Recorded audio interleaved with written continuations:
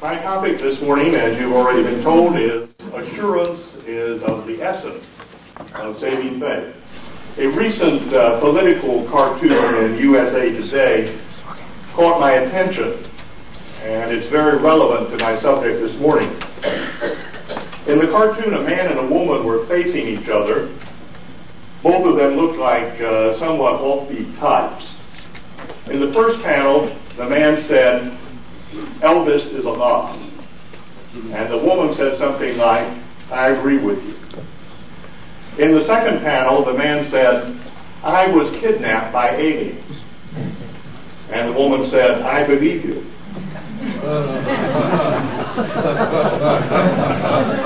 In the third panel, the man said, "Congress and the White House are cooperating on the budget." And the woman turned away from him and she said, "You nut."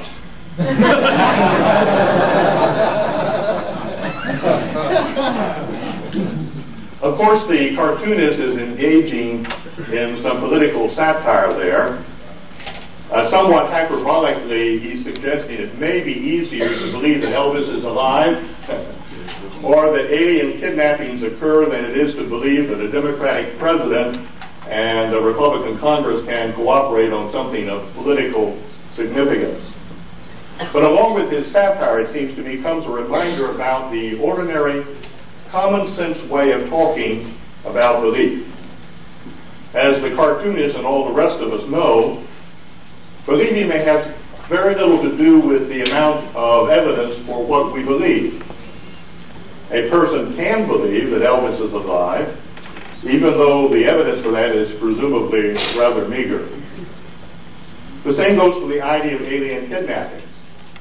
On the other hand, some people would argue that the idea of Republican and Democratic parties cooperating on something important does require a lot more proof than we have of that at the moment. In fact, I've read recently the budget talks have collapsed. But the fact remains that if a person thinks any of these things is true, he obviously believes them. Saving faith is not really any different from that. A person either believes the offer of eternal life or he doesn't. It really isn't relevant how he came to believe it or how good his reasons are for believing it. The issue is not how a person came to believe, but whether or not he does believe. But that leads me to the subject for today. If someone does believe the offer of eternal life, as the Bible presents this offer, he will also be sure that he has eternal life. This is what we mean when we say that assurance is of the essence of saving faith. What we do not mean by this claim, however, is that saving faith and assurance are synonymous. Let me repeat that. We do not mean by this that saving faith and assurance are synonymous. There is still objective truth to be believed. But assurance is the necessary result of believing that objective truth. That is due to the character of the truth itself and not to any special quality that attaches to the faith that believes it. I will try to defend this claim biblically in a moment, but let me just restate the matter in order to make it clear. The nature of the gospel message is such that when a person believes it, he necessarily has the assurance of eternal salvation. No matter what else he might believe, if he is not assured, he has not believed the gospel. The fact of the matter is that a person may believe certain things about the gospel without actually believing the true gospel. Or he may believe something very close to the true gospel, which is not, in fact, the gospel. In either case, he will not have the assurance that goes with saving faith. It follows from what I just said that nobody ever got saved by believing the Lordship gospel. Of course, some people do believe that gospel who are already saved. I'm not talking about that.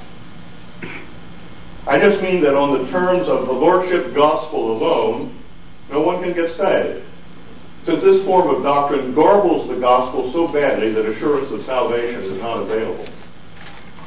And if some people do find assurance in a lordship gospel, that assurance is a delusion, since it is not founded on biblical truth. So you see how important this issue is.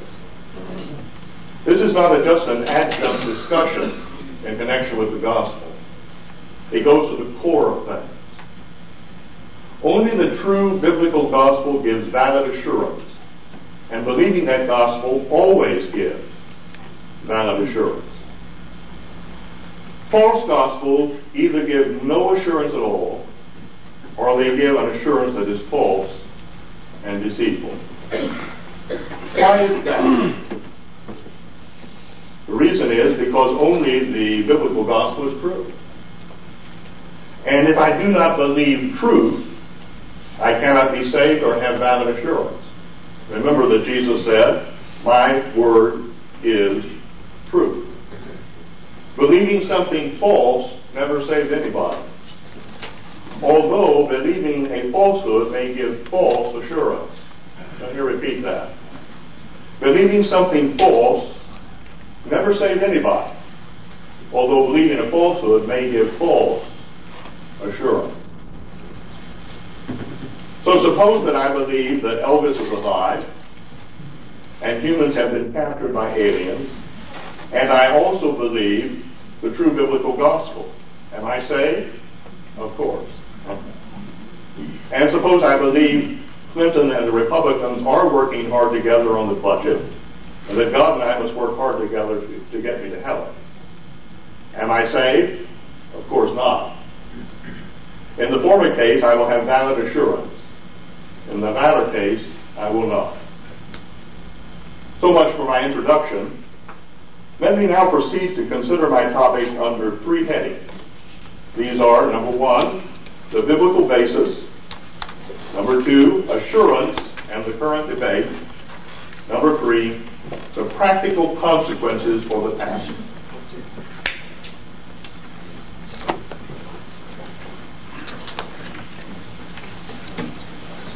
The biblical basis. A doctrine is only as good as its biblical support. Biblically speaking, why do we say that assurance is of the essence of saving faith? We can make the case easily, I think, from the Gospel of John. As you all know, two kinds of statements in John's Gospel describe saving faith. One is the phrase, believe in, for my former Greek students, that's pisteuo eis. The other phrase is believe that. And again, for my former Greek students, the phrase is pisteuo hati. Although some interpreters have tried to see a difference between these phrases, this is impossible. Since both kinds of statements are used to indicate how eternal life is obtained, there can be no difference between them. Two things that are equal to the same thing are equal to each other. Rudolf Bultmann, believe it or not, was quite right to say this.